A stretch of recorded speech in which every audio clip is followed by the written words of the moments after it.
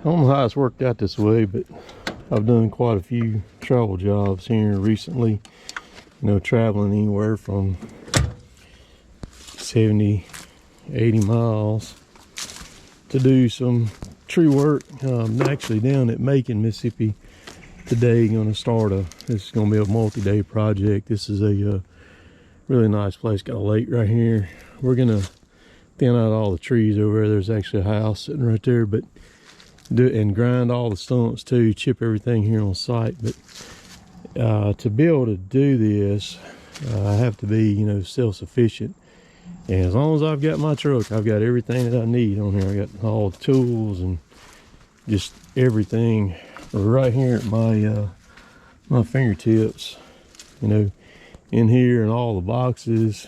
You know, I got air, fuel, stuff inside the truck, supplies, just everything. It makes it nice, and all I gotta do is make sure I keep fuel in it and take it and hit it and go with it. About to go ahead and sharpen this 462. I think I'm gonna run it today and use it.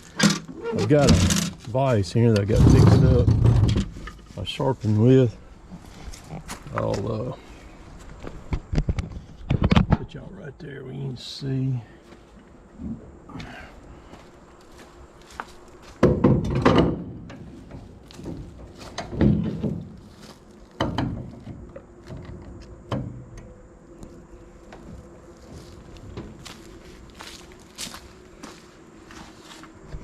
So yeah, I just got a piece of channel iron on the bottom of it right there where it sits in there.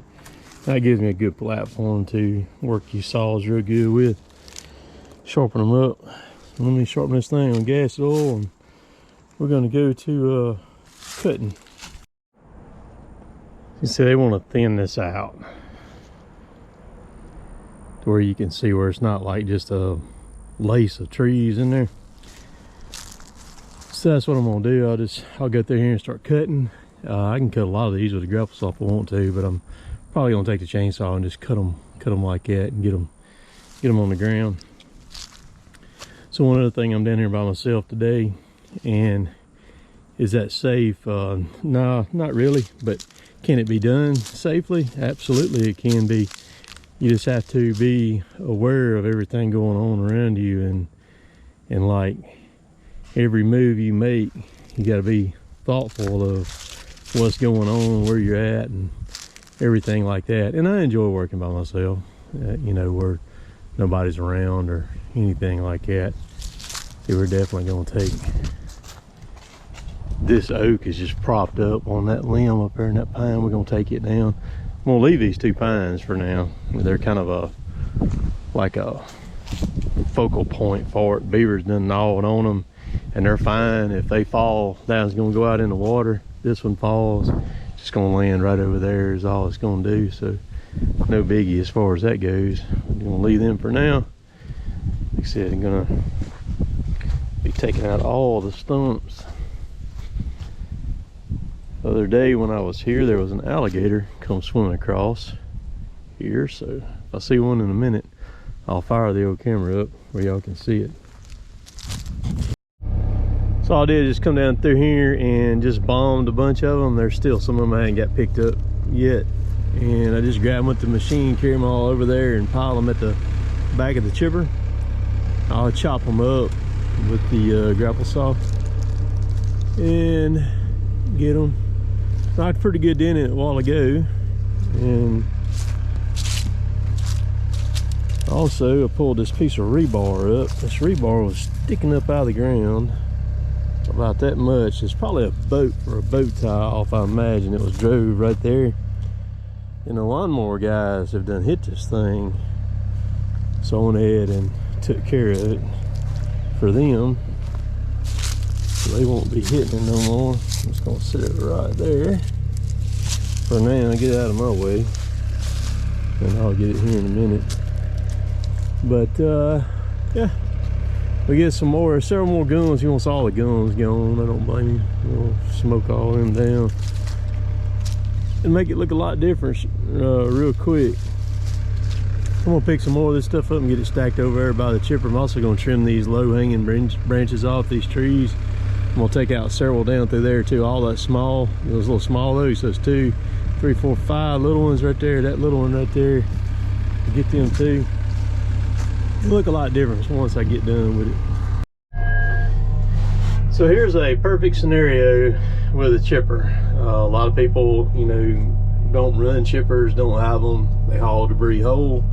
But I can offer a service here coming in this area and chip this stuff on site. I'm not stuffing it in the woods trying to hide it, nothing like that. Just chip it up, turn it into mulch, blow it straight out there through all the privet hedge. And so I can, a lot of times I'll beat people's brains out on these jobs being able to do that. So the chipper is actually very beneficial to me, because if I go to a place and I look at and see if they got acreage, first thing I ask them, hey, can I chip on site? You mind if I chip it? I'll save you some money on the hauling. And the other side of that too is your road exposure is kind of not so good, because man, you got people out there trying to wreck you all the time or run into you, especially if they see something that's got some signage on it and they think you got something, you know, they do stupid stuff. So the more that you can limit yourself out on the road, a lot of times you're better off, because that's a huge liability that you take out of the equation. And a chipper like this one here was 60 something grand. It's 15, it says 15, but it'll chip 18-inch stuff all day long.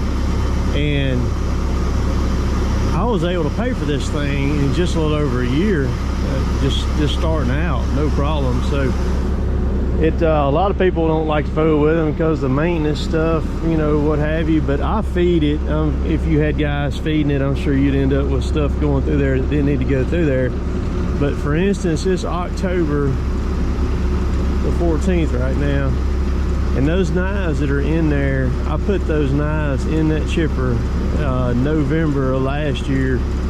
Brad and I did a huge job at the university, and I went ahead and put a new set in there then, and I've been running on that same set since then. So almost a year on that set of knives. I opened the lid on before I came down here, and they still look really nice. They need to be touched up a little bit. That's what they need to be, and they'll be, you can still keep on chipping with them. But I'll sit here in the machine now. It's lunchtime, but I'm gonna go ahead and chip all this stuff up, get it chipped. I'll let y'all watch. Run her on up.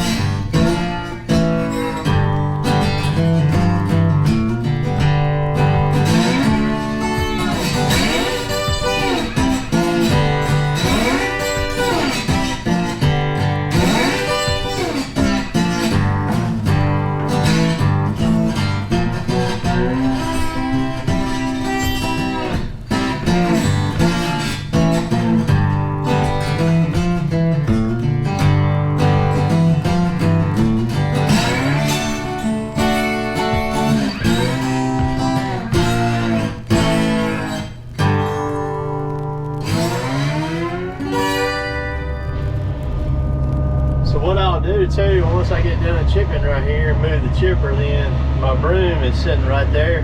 I'll just take it and broom what's left right out there in the woods, all the little fine stuff. So I got this right here. I'm gonna go ahead and chip it. I'll get it run through there and I'll shut the chipper down and I'll eat me some lunch. So that's pretty much it. Real easy.